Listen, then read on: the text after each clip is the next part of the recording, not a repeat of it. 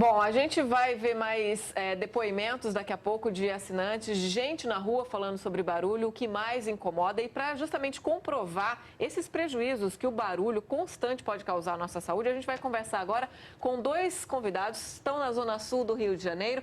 O Fernando Castro é professor da COP, o Centro de Pesquisa em Tecnologia da Universidade Federal do Rio de Janeiro, e o Jorge da Cunha, ele é diretor da Sociedade de Otorrinolaringologia do Estado do Rio de Janeiro. Muito bom dia. Eu queria começar perguntando justamente sobre esses prejuízos para a saúde, né? O que pode acontecer na audição de uma pessoa que passa muito tempo submetida a barulho intenso, constante e diário. Bom dia. Bom dia. Existem duas situações que devem ser consideradas nesse caso. Uma é o prejuízo efetivo da audição, que vai depender da intensidade do som, do volume que esse som apresenta e do tempo que a pessoa fica exposta a este som. O outro aspecto não envolve tanto a perda auditiva, mas sim o desconforto causado por barulhos indesejáveis, inoportunos, que geram estresse no indivíduo, aquelas pessoas que já têm problemas de saúde, tipo pressão arterial alta, ou que são extremamente estressadas, têm a sua pressão arterial elevada em função desse estresse, e com isso gera os malefícios decorrentes de todas essas doenças que podem estar associadas a esse processo. Entendeu? Doutor Jorge, tem aumentado muito entre a população a incidência do zumbido. Isso pode estar relacionado a esse excesso de barulho, de poluição sonora com que as pessoas têm que conviver? O excesso de barulho é uma das causas possíveis de ser diagnosticado o zumbido. Entretanto, a gente tem que lembrar que o zumbido ele é uma situação multicausal. Você pode ter o zumbido determinado desde alterações metabólicas no organismo, como colesterol alto, triglicerídeo alto, diabetes, etc., e até mesmo tumores do nervo auditivo ou até do próprio sistema nervoso central. Mas, sem dúvida, quando existe uma exposição intensa, um barulho muito forte, a pessoa pode sofrer de um modo agudo uma lesão auditiva e ficar muitas vezes com um zumbido permanente em consequência disso. E até que ponto o nosso dia a dia, né, doutor Jorge, não atrapalha? Eu queria perguntar isso para o doutor Fernando, que está aí ao lado do senhor também. Ele está com um aparelho aí de medição, não é isso, Fernando? Eu queria que você falasse aí sobre esse barulho. Você está numa avenida muito movimentada aí na Zona Sul do Rio de Janeiro, mas na verdade na chegada da Zona Sul para quem vem da Zona Oeste, está indo para o centro, então o movimento é muito grande e o barulho por aí é alto também, principalmente nesse horário agora? Bom dia, Luciano. Bom dia, Raquel. Bom dia. Realmente, em termos de poluição sonora, o grande vilão da cidade é o trânsito. E a gente pode reparar aqui que, apesar do trânsito não estar no momento de pico, nós já temos níveis de ruído mais elevados do que deveríamos ter para essa área, que seria uma área residencial. Então, realmente, o trânsito é o maior problema de poluição sonora numa cidade. Fernando, justamente sobre esse barulho aí constante, aí, né? Nessa via de grande movimento, a gente está vendo ali atrás que tem um prédio, né? Quer dizer, que tipo de prejuízo esses moradores, tem um prédio aí, tem um prédio mais para trás também, bem próximo aí, esses moradores devem ter um prejuízo bastante grande, né? O que é aceitável para as pessoas conviverem? Qual é o nível de ruído que é aceitável antes que prejudique a saúde das pessoas?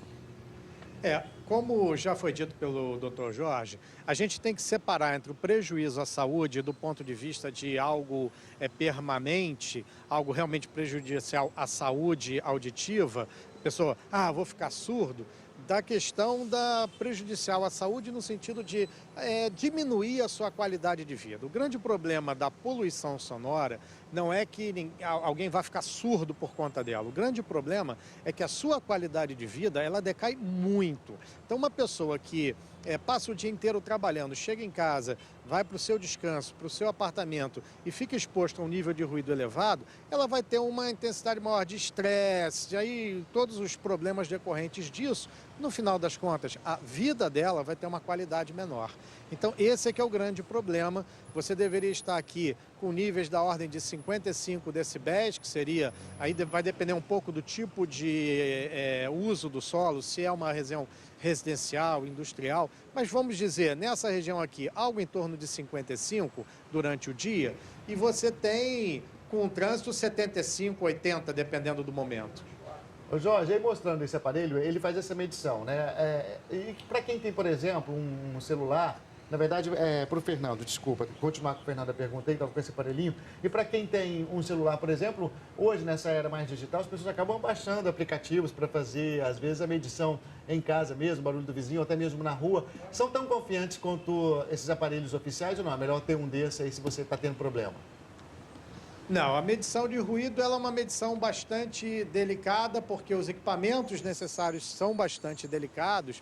Então, esses aplicativos, eles servem até como uma indicação, mas não servem como uma, digamos, constatação de fato do que esteja ocorrendo. Eu mesmo já fiz algumas experiências com isso.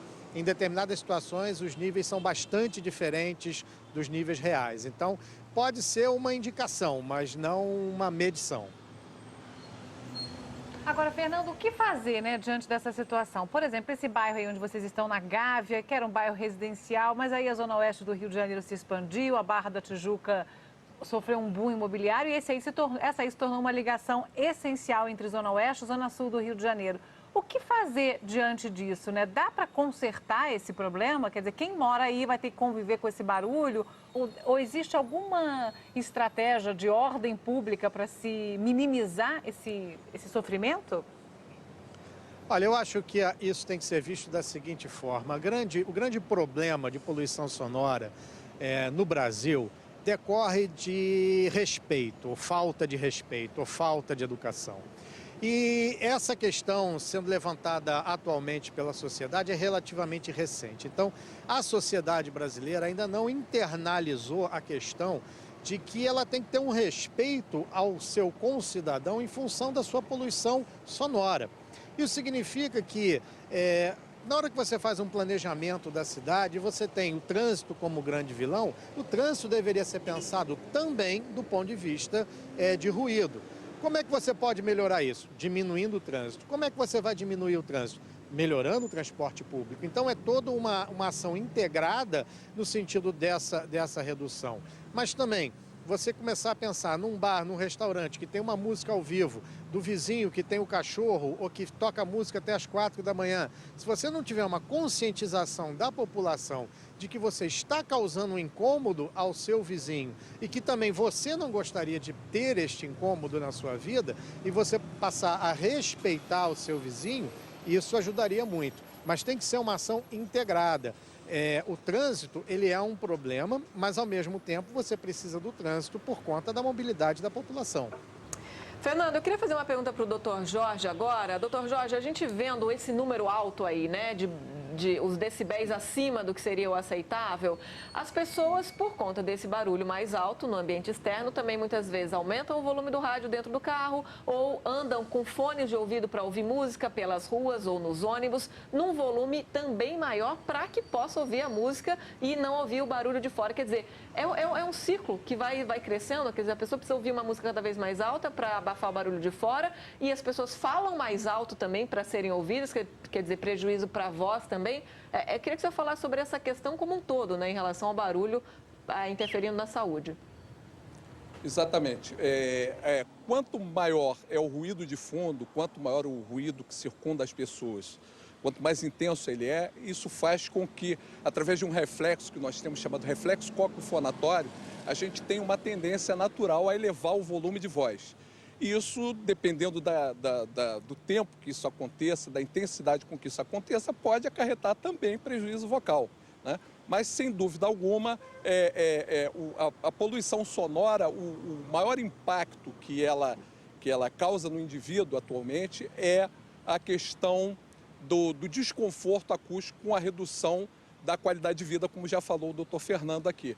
E essa redução dos níveis de qualidade de vida vão impactar certamente na saúde do indivíduo, na sua pressão arterial, no seu nível de estresse e gerando todas as consequências decorrentes disso. Doutor Jorge, obrigado aí pela participação. Doutor Jorge, que é otorrino, especialista aí nessa área. E também a gente agradece ao Fernando, pesquisador da COP, que fez essa medição aí ao vivo pra gente. Muito obrigado pela participação dos dois. Bom dia, bom fim de semana. A gente segue por aqui vendo